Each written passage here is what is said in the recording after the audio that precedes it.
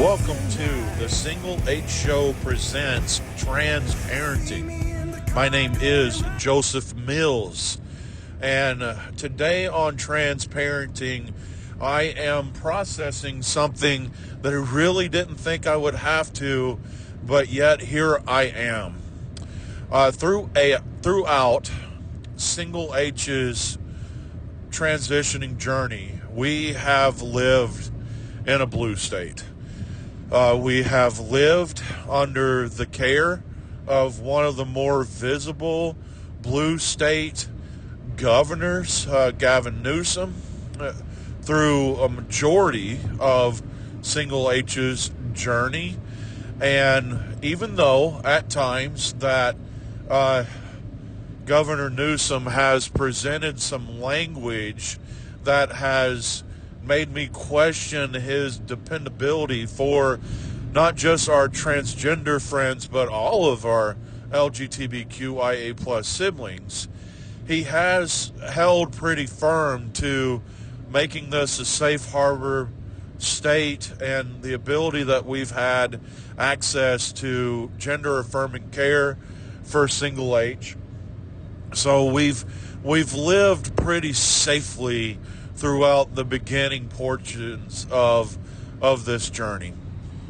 Last night, I watched the gubernatorial. That's going to be my word for the day for those that you follow all of the podcasts. Gubernatorial debate last night, and through that, I started to feel this eerie concern of we could shift political control in California through this election, and what does that mean for Single H if that happens? I would like for us to discuss that, because I'm pretty sure that I can't be the only person that has felt these concerns. I have seen Single H present these concerns in many different ways, especially when we talk about traveling. Right now, they are quite concerned about showing their passport and getting on a plane. The whole fear that has been struck by the actions of our current sitting president, and Single H, that I talk about the potential of traveling to places and so forth, and there is this underlining place of fear on their safety because of the control of the president's agenda. If we fly into a state that is pushing such harsh restroom control laws, what does that mean for them when that they go to the bathroom in Texas or Iowa or so forth? There's already a lot of concern that's built up in our family because of the path and the positions of other states. But now we literally are sitting here in this moment that with the next election, our own state could shift over to a more conservative leadership model, and we have to discuss with ourselves, what does that mean for our child?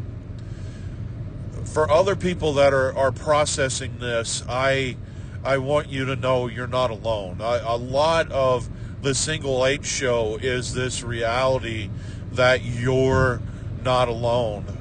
It started out with Single H sharing his journey, their experience, and throughout that, hopefully that we have helped so many other dear friends know that they are not alone.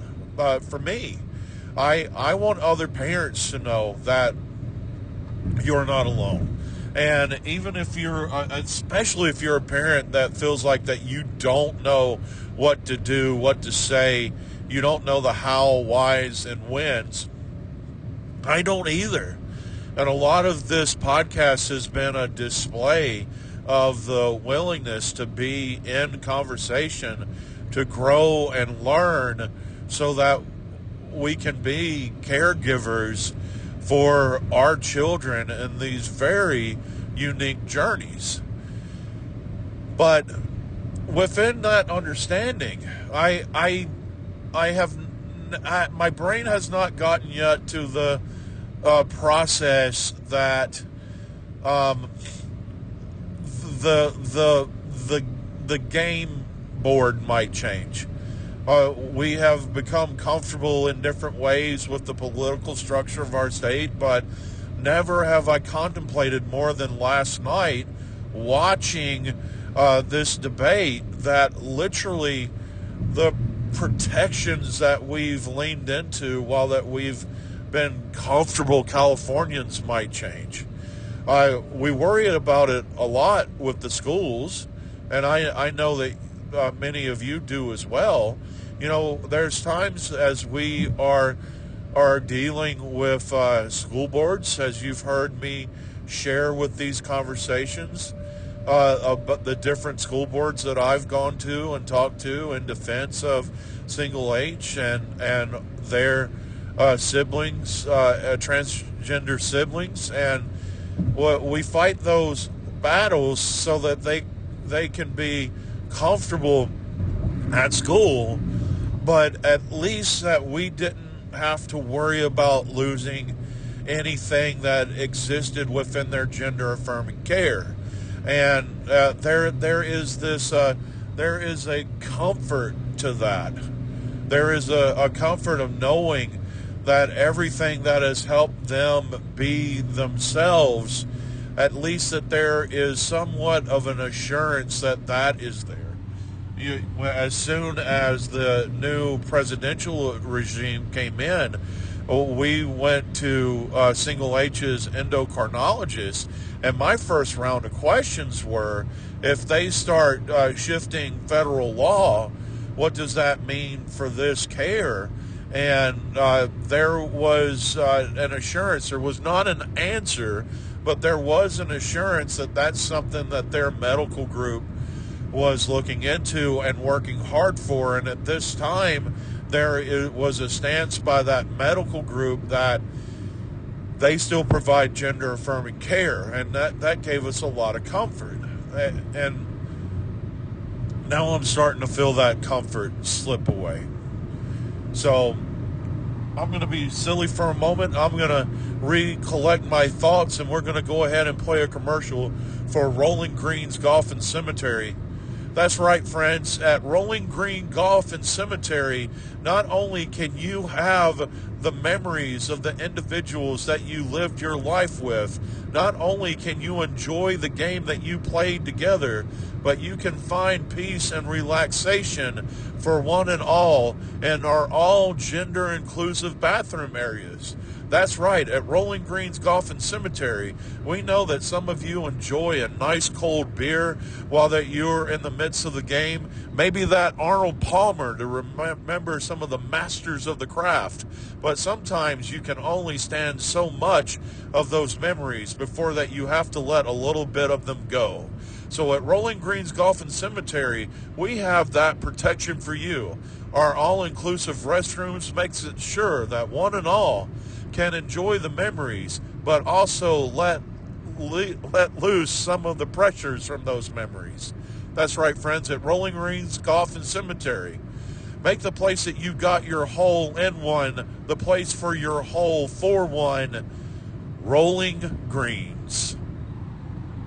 So this whole conversation, I want to lean into the necessity as a transparent of being more politically aware and in different ways. So if you would have told a 14-year-old me that I would be aware of a gubernatorial race, much less know the word and have the ability to say gubernatorial, I would have been shocked.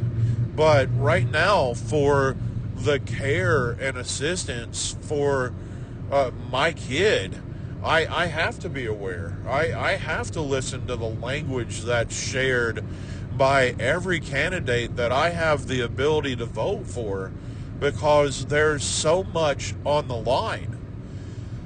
I have never in my life been more politically aware than I am right now when I look at the leadership of the town that we live in, the city that we live in, as I look at everything from senators to congress people to the governor to our president. I have to be aware about who's going to take care of my child. And I think sometimes that's where we get mixed up. I watch politically enraged arguments go on, and here's how that I see them. In a politically enraged argument, quite commonly, the more conservative person is coming at the argument with me language. What about my money, my taxes? Why do I have to share my health care with undocumented people? Well, what happens to the jobs that I could take, that I could have if we open up things to a more better understanding of the immigration process? I hear a lot of me language within the more conservative journey of politics, and that me language is very hurtful and harmful to everyone that is not on that journey.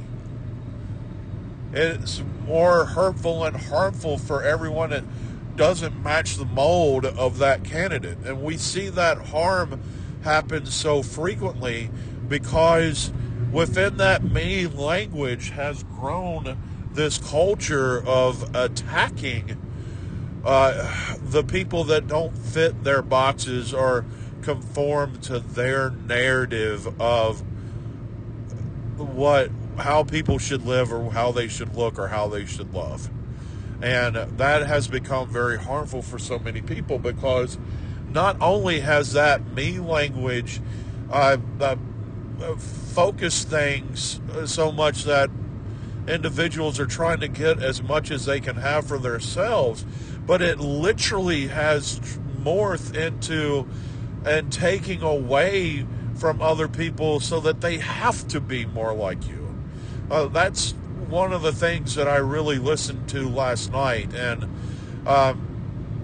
it was disheartening. I heard some very racist comments last night from one of the gubernatorial candidates, and I was just absolutely appalled that this language still exists in 2026, much less that somebody would be brazen enough to use that language in this race.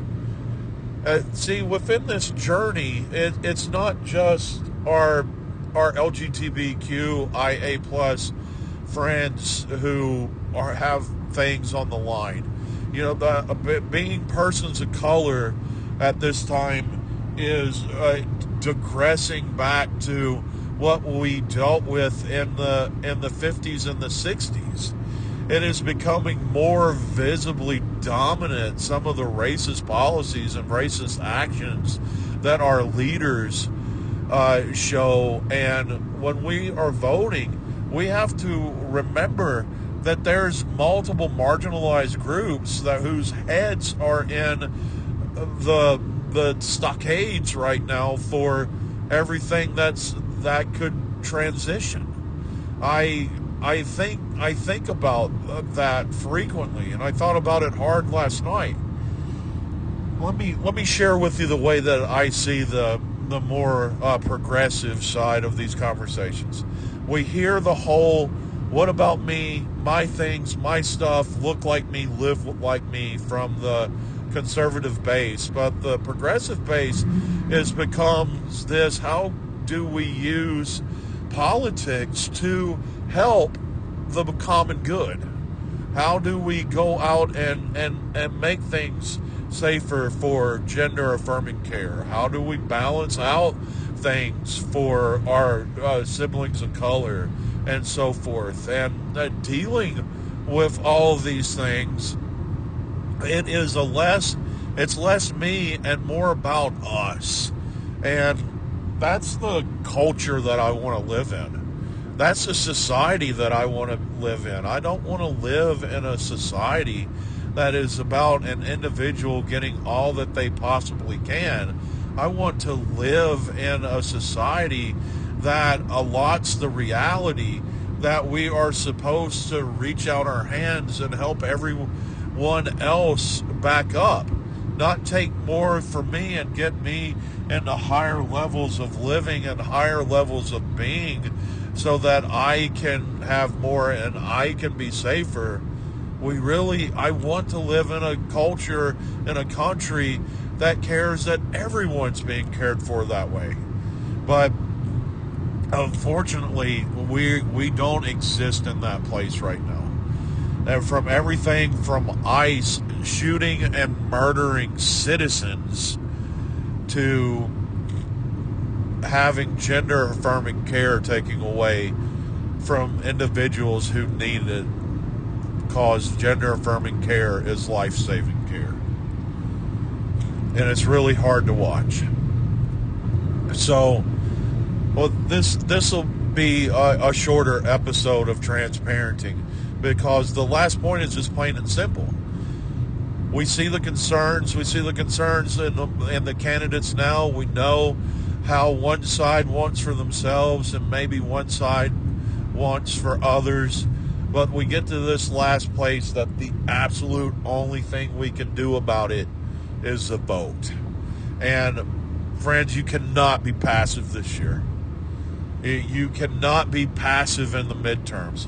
The midterms will take a major effect on how our lives will go for the next 2 years. And we need our lives to go a lot better in the next 2 years than that they've been going so far. So don't brush over the midterms. We can be involved. We can put some more friends in places that are willing to do for others and not just for themselves. And hopefully that we can change some of the path that we've been stuck in over the last 2 years.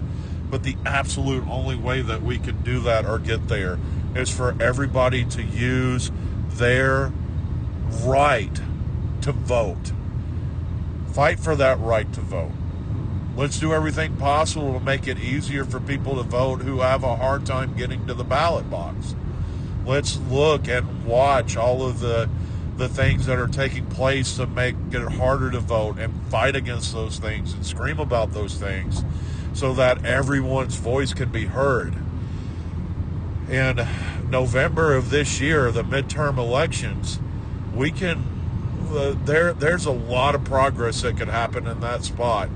But we cannot be passive about it. We have to go out and use our voice and do it. So, thank you for listening to me today. This was Transparenting.